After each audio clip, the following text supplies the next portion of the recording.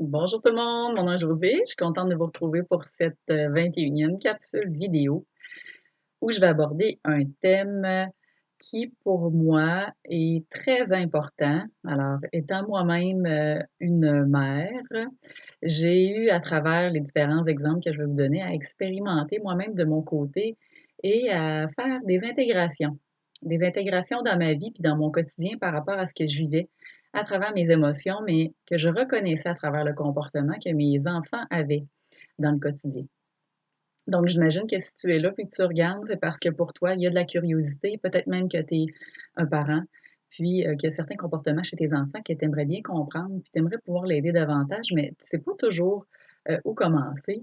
Puis parfois, à travers tous les outils qu'on utilise, qu'on entend parler dans notre système d'éducation, on oublie la chose essentielle à aller voir, c'est est-ce que moi je suis un bon exemple pour mes enfants et est-ce que je peux d'abord faire le travail sur moi-même avant d'exiger que mes enfants modifient leur propre comportement.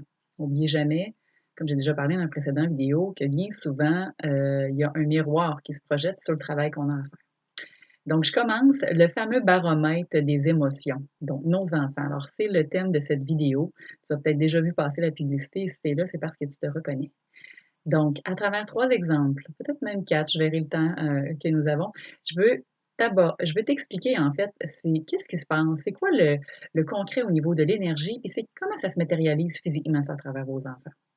Donc, premier exemple, je pars toujours de mes propres expériences, mais également des expériences que j'ai vécues à travers, la pratique que je commence à faire auprès des familles. Parce qu'il y a beaucoup de parents qui viennent me consulter avec leurs enfants, donc il y avait certains éléments qui revenaient. Premier élément pour moi qui a été majeur, mon hypersensibilité. Donc, comment ça s'exprimait, ça, dans le quotidien? Ça s'exprimait par un fiston qui était bien souvent en hyperémotivité dans tout. Autant l'exubérance au niveau de la joie, autant l'exubérance au niveau de la tristesse, dans l'impulsivité. Donc, mon fils était vraiment le reflet de mon hypersensibilité que je ne m'autorisais pas. Hein? Vous voyez où je veux en venir? Donc, je suis une personne hypersensible dans la vie qui capte et qui ressent beaucoup de choses. Je suis quelqu'un qui toutefois n'était pas nécessairement proche, même encore aujourd'hui, de ses émotions. Donc, en fait, mon fils faisait juste me refléter ce que je portais à l'intérieur de moi, au niveau de cette tristesse-là, de cette peine-là, de cette hyper-émotivité-là dans tout que j'arrivais pas à exprimer. OK? Donc, ça a été un premier travail pour moi à faire. Donc, apprendre à le reconnaître, apprendre à l'intégrer dans mon quotidien, puis apprendre à exprimer ce qui est là. OK? Et depuis que cette portion-là à l'intérieur de moi se fait plus aisément, je vous cacherai pas que ça l'a libéré automatiquement au niveau énergétique, ce que mon fils vivait dans son hyper-émotivité. Tout ça n'est pas terminé, c'est un travail de tous les jours, mais c'est nettement mieux. Autre élément important et majeur que j'observais dans mon quotidien au niveau des comportements de ma fille. Une attitude très contrôlante, dans l'autorité, rigide, difficulté à changer et à s'adapter aux différents éléments de la vie. Donc ça aussi, j'ai fait face à un moment donné à une grande réflexion pour essayer de voir, waouh, mais c'est peut-être pour ça que moi puis ma fille, on est toujours en train de se disputer cette espèce de guerre de pouvoir puis de contrôle. C'est qui a l'autorité parentale, donc qui va prendre sa place. Donc ma fille elle m'a fait faire un gros travail là-dessus sur le fait d'assumer l'autorité que j'avais à l'intérieur, mais également quoi? De pas juste m'adapter à travers tout dans mon quotidien, mais d'apprendre à lâcher prise, d'être plus souple dans ma façon d'élever mes propres enfants. Au niveau de mon autorité, le fait de m'affirmer, mais également au niveau de ma capacité de me dire: «Bon, oh là, est-ce que tu es dans la rigidité puis juste dans le contrôle parce que c'est dans l'abus de pouvoir ou bien finalement, c'est vraiment d'accord avec tes valeurs puis c'est important ce que tu inculques à ton enfant présentement?» Donc ça, j'ai un travail à faire également. Et quand je retombe un peu dans ces patterns-là, imaginez ce qui se passe à la maison, attitude et comportement contrôlants qui se manifestent auprès de ma fille, rigidité, veut pas s'adapter. Bon, vous voyez, fait que là, je fais bon, stop, qu'est-ce qui se passe? Quand même que je la chicane, puis que je passe une soirée, ça servira à rien.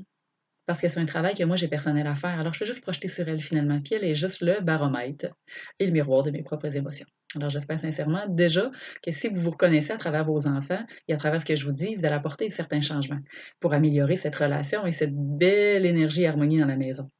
Autre petit élément que j'ai observé aussi, la fameuse insécurité. Ça, je ne l'ai pas observé près de mes enfants, mais ça revient souvent au niveau de ma clientèle.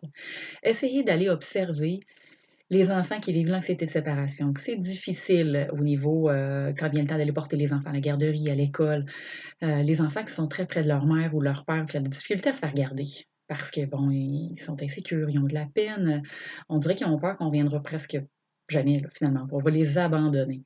Donc essayez d'aller voir à l'intérieur de vous. Comment vous vous sentez, vous, dans votre propre sécurité? Est-ce qu'il y en a des blessures de rejet puis d'abandon qui vous accompagnent? Est-ce que vous avez tendance à émotivement, pas nécessairement exprimer toutes les peurs, les craintes que vous avez à l'intérieur de vous, puis intérieurement, vous êtes probablement très insécure. Vous ne le laissez pas transparaître dans votre quotidien parce qu'on est adulte, parce qu'on est humain. Mais l'enfant est le baromètre de comment vous vous sentez. Alors, quand vous voyez qu'il y a des comportements spécifiques qui se précisent, si malgré différents ajustements, vous voyez qu'il n'y a pas de modification, qu'il n'y a pas de changement dans le quotidien, alors, ça vaut peut-être la peine de faire une démarche pour aller travailler intérieurement sur vous, pour aller guérir ces mémoires, ces blessures qui sont là, pour aller peut-être libérer des cycles et des patterns énergétiques que vous traînez de génération en génération. Alors, n'attendez plus. Si vous voyez vos enfants sont dans la peine, sont dans la colère, essayez d'aller voir vos propres comportements, vos propres émotions à l'intérieur. OK? Ce qui n'est pas exprimé va l'être à travers vos enfants. Donc, moi, je dis souvent, dans la vie, les enfants sont les plus grands maîtres et les plus grands enseignants que j'aurais jamais eus. Depuis que je les ai mis au monde, en fait, mon processus à moi de guérison a commencé. Parce que là, j'ai commencé à faire un véritable travail sur moi-même en étant à travers eux avec leur énergie, parce qu'il y a énormément de choses qui se passent et qui se manifestent. Donc, de grâce, si vous avez des enfants, là, profitez de ces moments-là avec eux et prenez conscience de tous ces signes-là qui vous amènent dans le quotidien pour vous aider à vous évoluer, à grandir puis à guérir.